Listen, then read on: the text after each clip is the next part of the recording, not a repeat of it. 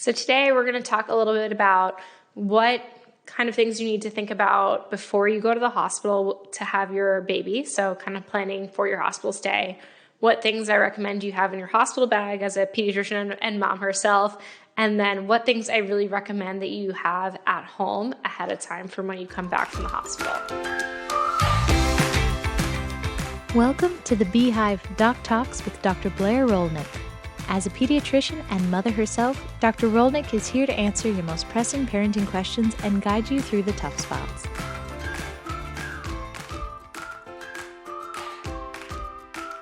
So let's start with what are the things you kind of need to think about and should expect to be asked during your hospital stay. So I always tell all my prenatal patients, your hospital-based pediatrician is going to ask you if you would like erythromycin eye ointment, vitamin K shots, and hepatitis B. So those are the first kind of three prophylactic preventative care things that happen in the hospital.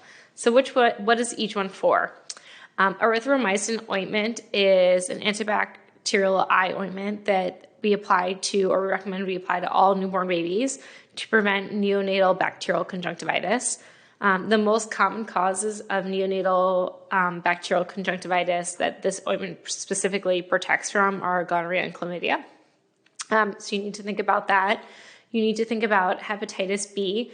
The CDC recommends that all newborns are vaccinated against hepatitis B and they are eligible for their first shot, usually depending on the baby within the first day or two of life for a healthy full-term baby. You need to think about vitamin K prophylaxis. So vitamin K prophylaxis is again recommended for all newborns. All newborns are born deficient in vitamin K, and the prophylaxis aims to prevent spontaneous bleeding. Vitamin K is an essential vitamin used by your hematologic system to create blood clotting factors. And so if you are deficient in this, you may spontaneously bleed. And where we really worry about spontaneous bleeding in newborns is spontaneous brain bleeding. And there's a few reasons we worry about that. Brain bleeds in newborns are particularly hard to notice or diagnose just clinically, so just by looking at your baby, because some of the signs and symptoms of brain bleeds are hard to see in newborn infants. For example, excessive sleepiness. Newborns tend to be sleepy. Slurred speech. Babies don't talk a lot. Paralysis or hemiparalysis. Again, newborn movements can be kind of a little unusual to begin with. Neonatal seizures, which again, newborn movements can kind of be a little bit unusual or atypical looking. And for all of these reasons, it is particularly hard to diagnose a brain bleed in a newborn infant. And so if they are having or at risk for spontaneous brain bleeds, this might also further delay that diagnosis. And so it's recommended all newborns get vitamin K to prevent spontaneous brain bleeding. And that is something you also should definitely think about before you go to the hospital. Another thing you kind of want to think about before you go to the hospital, besides hepatitis B, erythromycin eye ointment, and vitamin K, is if you know you're going to have a baby boy. Many hospitals will offer circumcision prior to leaving the hospital, so you want to think about that ahead of time. Other things to kind of think about, I recommend to all my prenatal patients that you have a birth plan. So as anybody who's had a baby knows, often things don't go according to plan, but that doesn't mean that you can't have an idea of how you would like your birthing process to go. So would you like a doula present? Are you going to breastfeed? If you are going to breastfeed, would you like to have a lactation consultant set up ahead of time when you come home? Would you like to listen to music? Would you like massage therapy? Would you like to bounce on a ball? All of these kinds of details you might potentially want to think about ahead of time and reach out to your hospital and find what they have available. Some hospitals allow you to bring a doula, some don't. Some allow and have lactation consultants. Most these days do have lactation consultants in the hospital, but if not, how are you going to get that support if you plan to breastfeed? And I would kind of actually put the next category, which is I say things you want at home when you leave a hospital, to be in your pre-hospital planning because you want them available when you get home. So before you go to the hospital to have your newborn, I really strongly recommend that you've picked out your pediatrician. And what does that mean to me? That means that you've actually met with your pediatrician, ideally, that you've had a prenatal visit, that you've had a chance to get to know them a little bit ahead of time. You want to make sure that this is a person that you're comfortable with, that your values align with, and that they know and anticipate that you're going to have your baby and they're going to be available and ready to take care of your baby when you leave the hospital. So have your pediatrician picked out, ideally have met with them, have their contact information. You're going to need it when you get discharged from the hospital. So I really strongly recommend that you have picked out an infant car seat and have it installed prior to going to the hospital. Most local fire departments have firemen who are trained in helping make sure that your car seat is installed properly. You want a rear-facing car seat with a 5-point harness. And you want that kind of ready to go ahead of time so that you're not struggling to put in the car seat and get it approved on the day that you're leaving the hospital. So pick one out ahead of time, have it installed, make sure it's been checked by your local fire department. Think a little bit about food. So especially for moms, you're going to want a few snacks available when you get home, something to keep you hydrated, either a water bottle, coconut water, whatever your favorite hydration drink is. And you're going to want to maybe have planned a couple days of meals, either pre-made and frozen, or having a support person available who's going to help you prepare food and cook. That can be really, really helpful in the days following getting home when you really need to focus on your own recovery and rest. I also recommend that ahead of time that you've picked out a few bottles or have a few different bottles available.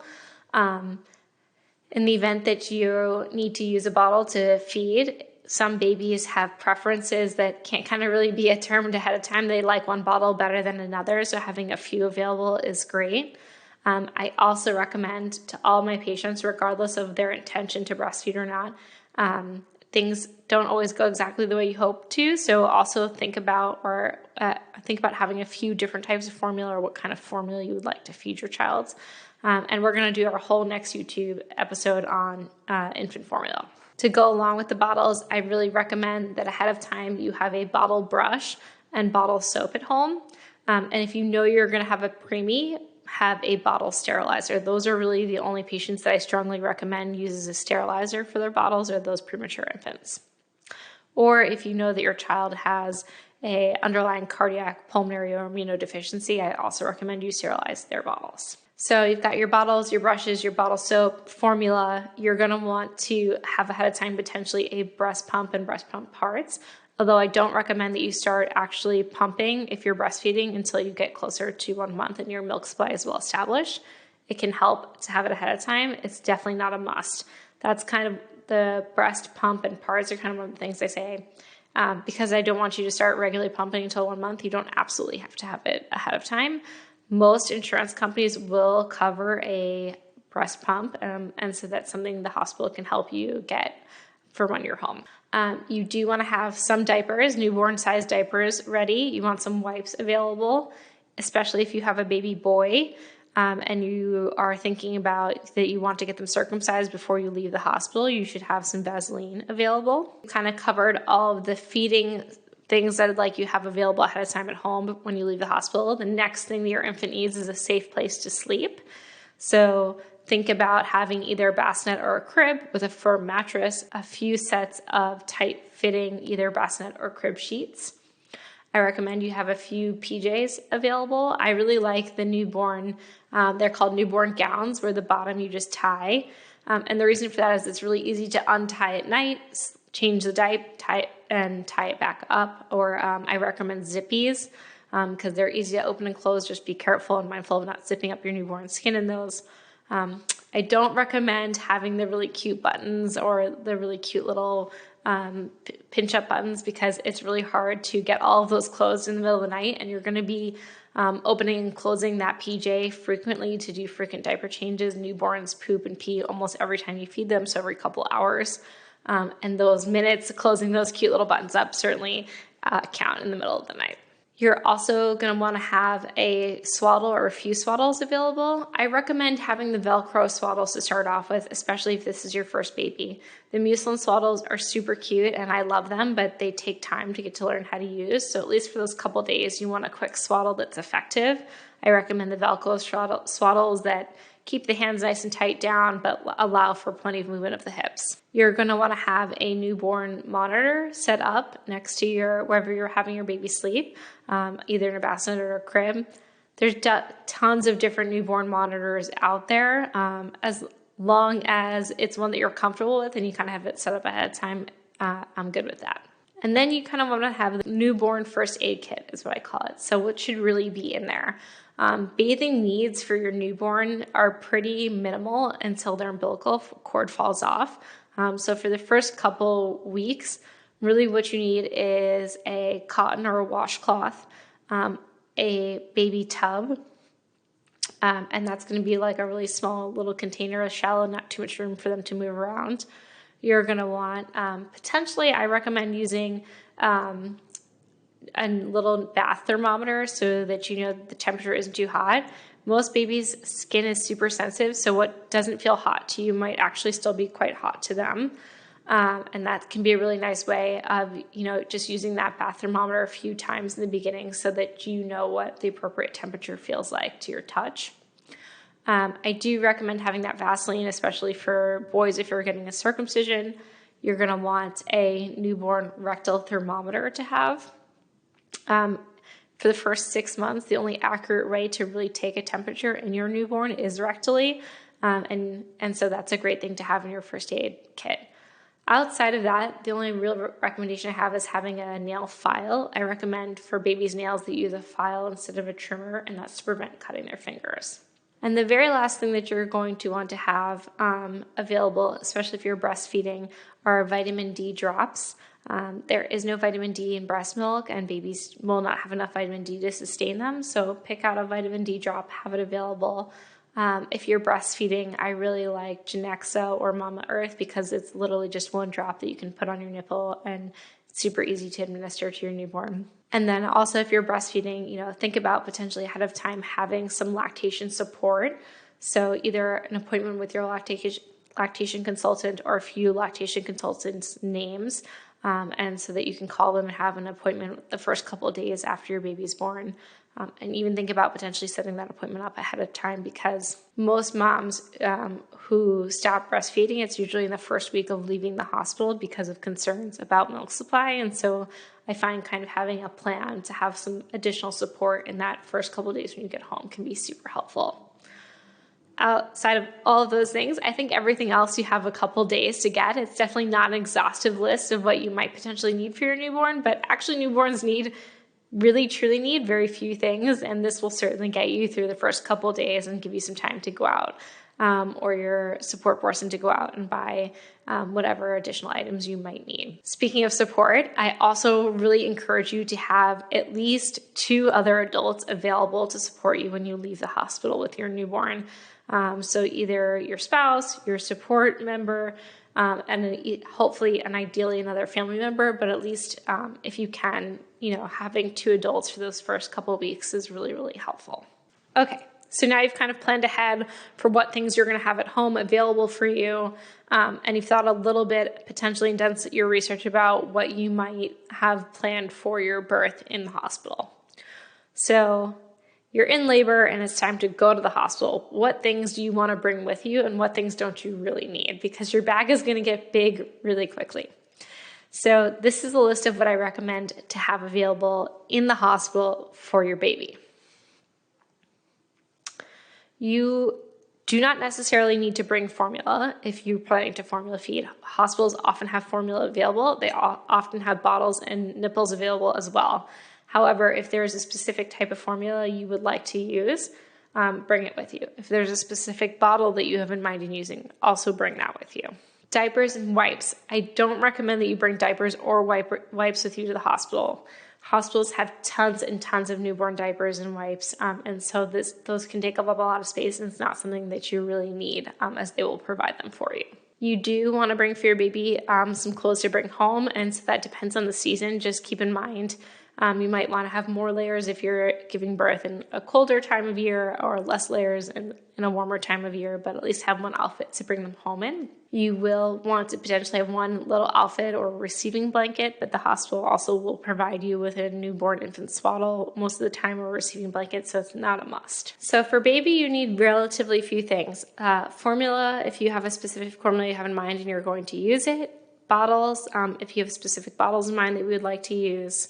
a receiving blanket, a few PJs, and that's really it. The hospital should have literally everything else. They will have diapers, they will have wipes, they will have some formula, they'll have some bottles, they will have hospital grade breast pumps available for you. So those are all things that you potentially do not need ahead of time.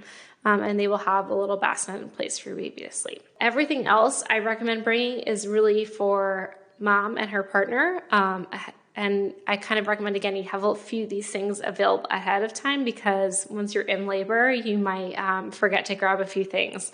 So pack a bag, keep a few of the things on this list in there ahead of time.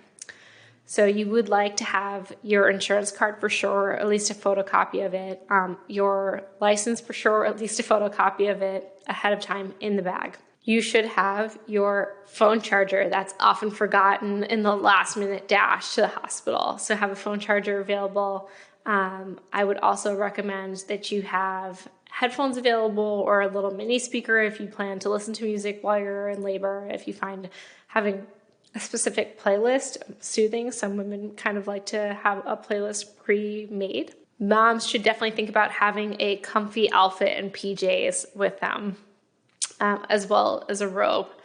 I also recommend that you bring a pair of sandals or shoes that have that are kind of like more expendable, like Uggs, to go home with from the hospital, because at the end of your hospital stay, you potentially might be still really swollen, and it can actually be quite hard to get some shoes on, especially if they don't have a lot of room.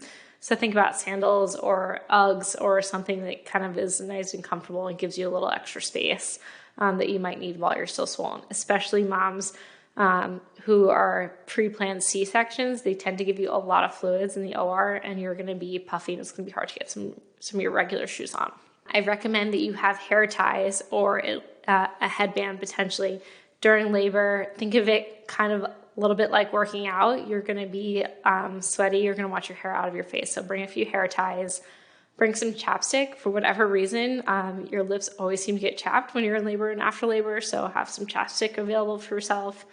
You do not need to bring a water bottle. The hospital will have big giant styrofoam cups or big water bottles for you to use, big cups for water for you to use, but it can be nice to have your own, especially if you like a particular water bottle.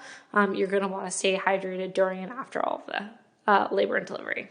I recommend that you also think about having at least a sweater. If you plan on breastfeeding, have one that zips up, like a zip up and down, because it's easy to get baby kind of on and off your breast if it's unzips. But hospitals can be really cold, so bring at least one sweater for you and your support person. I do recommend bringing your own pillows. Honestly, hospital pillows are really, really uncomfortable. So think about potentially having one for yourself and one for your support person as well. Postpartum pads. So again, the hospital will provide postpartum pads, but sometimes like specific brands, specifically those of Witch Hazel, can be more cooling or even cooling pads. So I recommend that you bring those if you like them. The Freedom Mom has a great labor and delivery package that kind of has everything in it. So does Bodily, so you can look into those two kinds. But think about having more comfortable postpartum pads. But the hospital will have them if you don't want to bring them. Postpartum underwear, same thing. I recommend something super comfy. You can use postpartum underwear that are disposable or reusable. Thinx has a great soft reusable postpartum underwear, but anything that's really going to be super loose and very comfortable, cotton and breathable. Again, if you're planning on nursing, I recommend having a nursing bra specifically, but if not, either way, bring a really comfortable, soft, no underwire postpartum bra, just because your breast might be a little tender after delivery. If you're planning on nursing, also maybe think about having a few nursing pads so that you don't have to continue to have more than one bra, and it can just be a little bit of a comfort as well. I usually don't recommend bringing nipple butter, but if you're someone who's already breastfed and you know you really like it, that can be something to consider as well. Think about having toiletries. The hospital will have some shampoo and soap available, but that first shower that you take after having your baby is one of the best ones. And so if you want to treat yourself, I recommend you do, bring a little something luxurious for yourself, like your favorite soap or shampoo and conditioner. Think about having face wash if you really are someone who enjoys a particular face wash. Make sure you do have your contacts and glasses if you wear them. and your own deodorant, I recommend as well.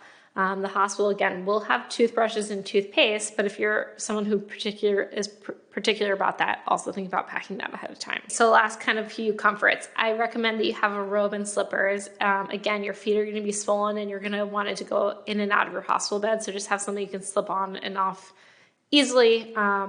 You can even opt for like a little rubber sandal to go in and out of the shower with to slip on and off easily. You want to have something, again, that will allow for a little bit, potentially even more swollen foot, and it's easy to get on that you don't have to bend over and tie. You want to just be able to slip it on sitting up. A robe is also a really nice option to kind of keep you warm at night. You do want to think about if you're really someone who gets really cold, maybe bringing an extra blanket for yourself. Again, hospitals tend to be cold places, especially at night. And then last few things, again, if you choose to opt to go for the Frida Mom L&D kit, this is already in there, but think about bringing a prenatal spray as well as a peri bottle. If you don't bring them, usually the hospital will supply you with some sort of peri bottle, but it's kind of nice to have one or just have thought about that ahead of time. Definitely have the prenatal spray, the postpartum pads, some really comfy postpartum underwear. Again, either disposable or reusable.